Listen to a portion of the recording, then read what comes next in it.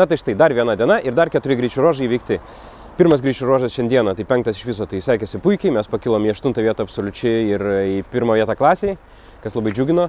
Ir tą 1 vietą panašu, kad išlaikėm iki 7 greičių ruožo, o 8 nežinom dar rezultatų. Tai, o overall, ten toj bendroje įskaitai, tai taip kažkur ten apie 10 ir malamės. Tai kol kas viskas labai gerai. Nejaukų truputį, ten 7-8 ruožas, tokie matavimai nelabai sutapo su ankstesnių ruožų, tai mes taip ieškom variantų ir plaukėjome savo rezultatuose. Kaip patys greičio ruožai, sąlygos, vairavimas, šturmanavimas? Sąlygos yra labai geros, saulė šviečia, asfaltas sausas, greitis užduotas mažas, tai taip truputį per geras sąlygos.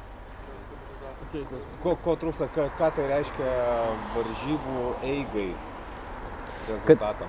Kad dalykus remia precizika kitų dalykų. Kelio knygos ypač ir šturmano darbo ir ypač kelio knygos dalykai. Šturmanai lemia dalykus, bet yra kelio knygos, kurios ir tam tikri matavimo būdai, kurie nulemia daug ir jos labai sunku pajausti, kurio reikia ir mes gaudom savo dar momentą. Kas laukia?